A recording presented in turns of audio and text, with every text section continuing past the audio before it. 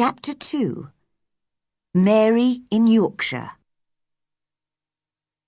They arrived at a very large old house. It looked dark and unfriendly from the outside. Inside, Mary looked around the big shadowy hall and felt very small and lost. They went straight upstairs. Mary was shown to a room where there was a warm fire and food on the table. "This is your room," said Mrs. Medlock. "Go to bed when you've had some supper. And remember, you must stay in your room. Mr. Craven doesn't want you to wander all over the house." When Mary woke up the next morning, she saw a young servant girl cleaning the fireplace. The room seemed dark and rather strange, with pictures of dogs and horses and ladies on the walls. It was not a child's room at all. From the window, she could not see any trees or houses, only wild land, which looked like a kind of purple sea. "Who are you?" she asked the servant coldly. "Martha, miss," answered the girl with a smile. "And what's that outside?" Mary continued. "That's the moor," smiled Martha. "Do you like it?" "No," replied Mary immediately. "I hate it." "That's because you don't know it. You will like it. I love it. It's lovely in spring and summer when there are flowers.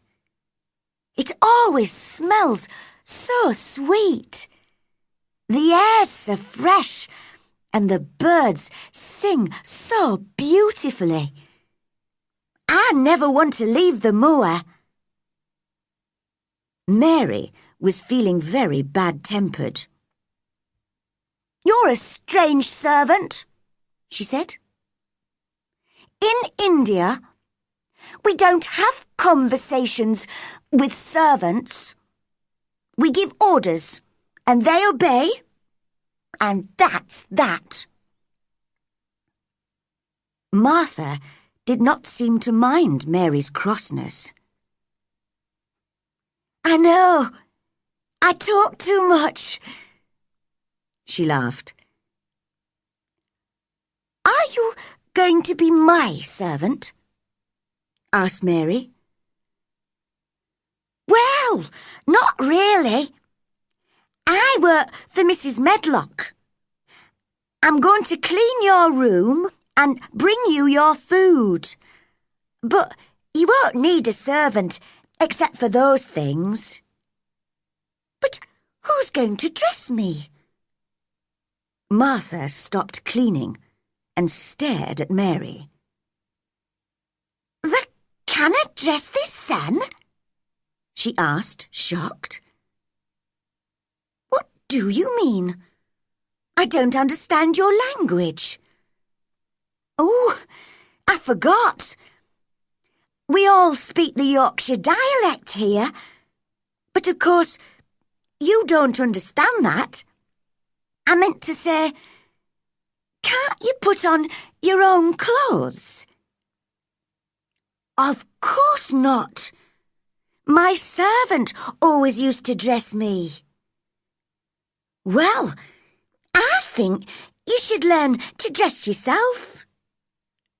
My mother always says people should be able to take care of themselves, even if they're rich and important." Little Miss Mary was furious with Martha. "It's different in India where I come from.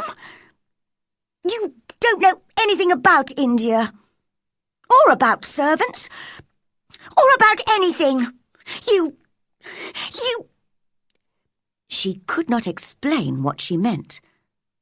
Suddenly, she felt very confused and lonely.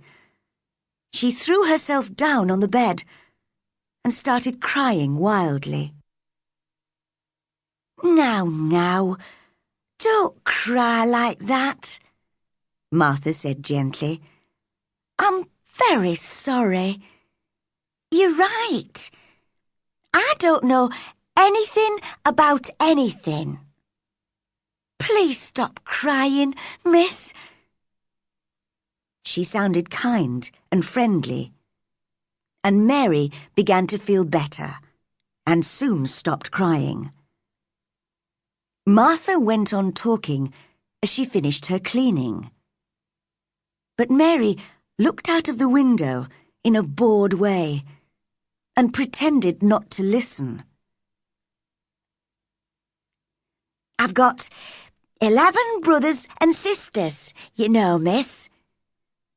There's not much money in our house, and they all eat so much food. Mother says it's the good fresh air on the moor that makes them so hungry. My brother Dickon, he's always out on the moor. He's 12, and he's got a horse, which he rides sometimes. Where did he get it? Asked Mary. She had always wanted an animal of her own, and so she began to feel a little interest in Dickon. Oh, it's a wild horse, but he's a kind boy, and animals like him, you see. Now, you must have your breakfast, miss. Here it is, on the table. I don't want it, said Mary. I'm not hungry. What? Cried Martha. My little brothers and sisters would eat all this in 5 minutes. Why? Asked Mary coldly. Because they don't get enough to eat. That's why. And they're always hungry. You're very lucky to have the food, miss. Mary said nothing, but she drank some tea and ate a little bread. Now, put a coat on and run outside to play, said Martha. It'll do you good to be in the fresh air. Mary looked out of the window at the cold grey sky. Why should I go out on a day like this?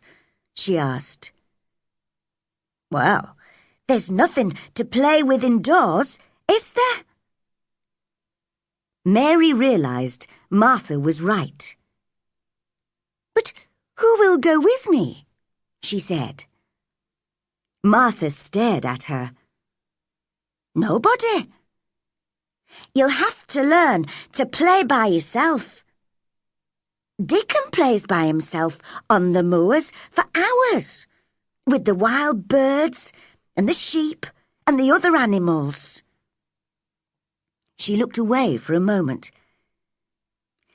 Perhaps I shouldn't tell you this, but one of the walled gardens is locked up.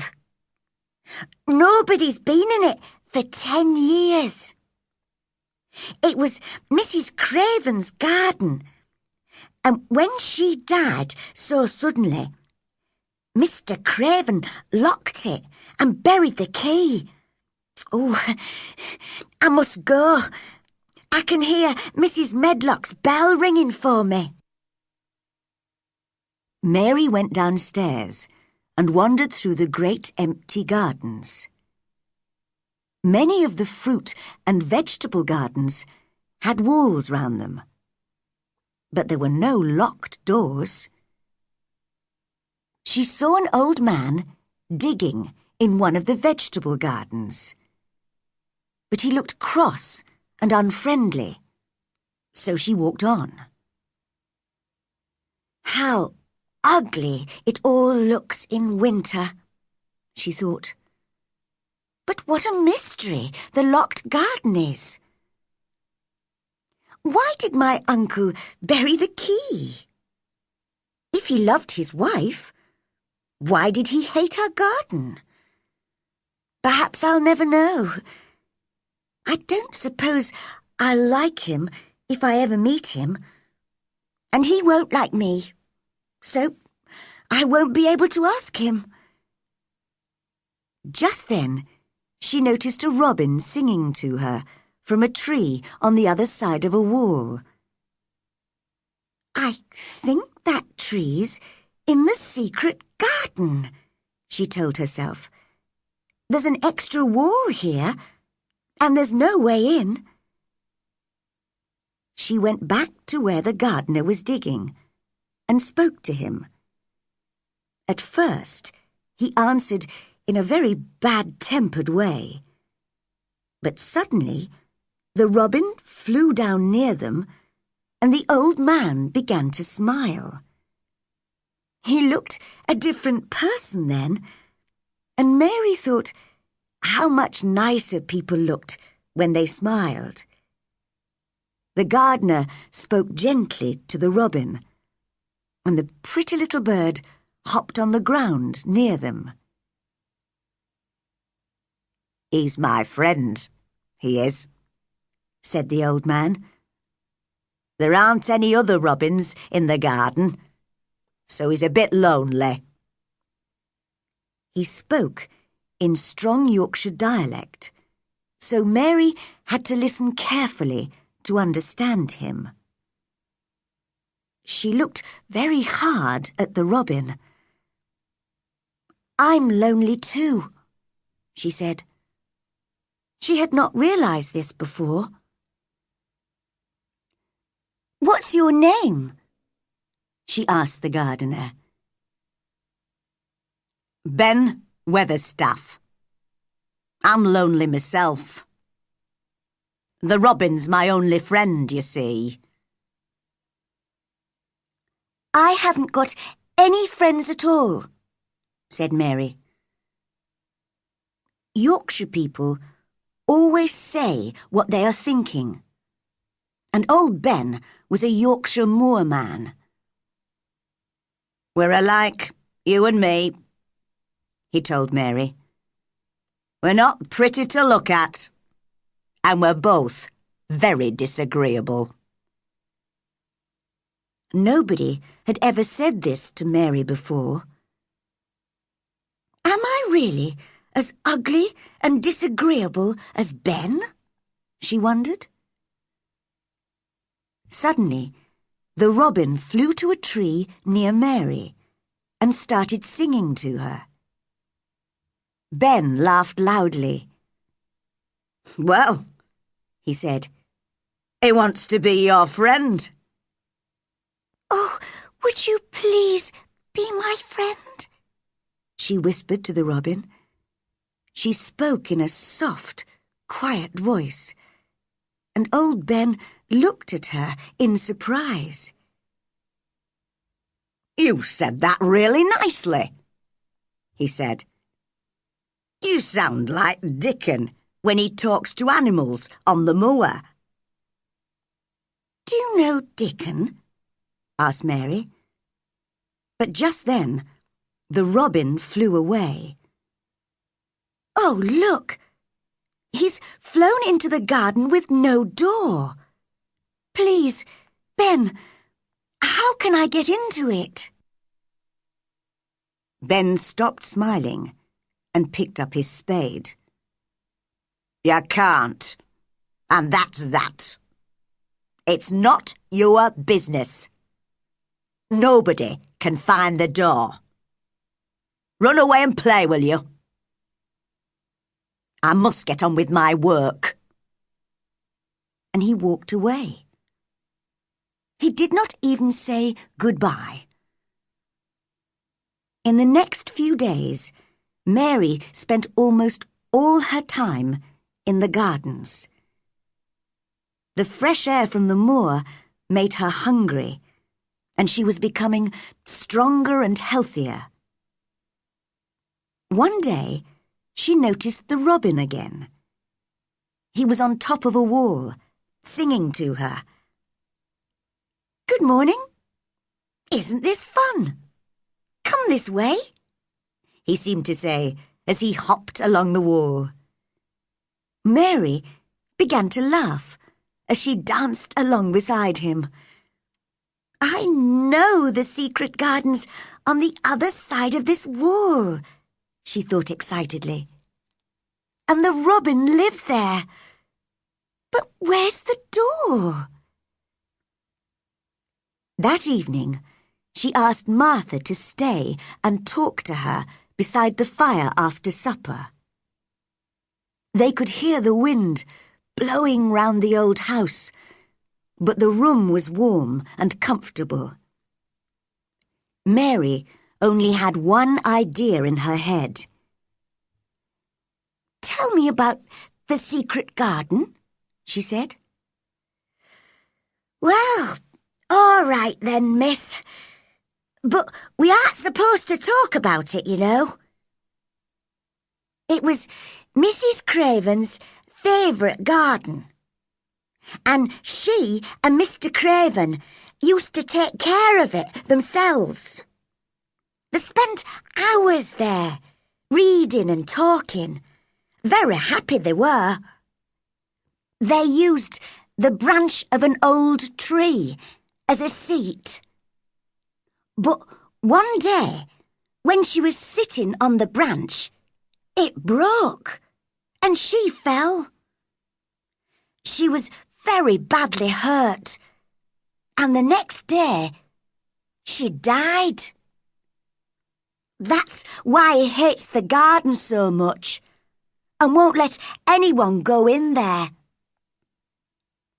"How sad," said Mary.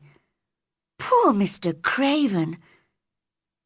It was the first time that she had ever felt sorry for anyone. Just then, as she was listening to the wind outside, she heard another noise in the house. "Can you hear a child crying?" she asked Martha. Martha looked confused. No," she replied. "No, I think it must be the wind."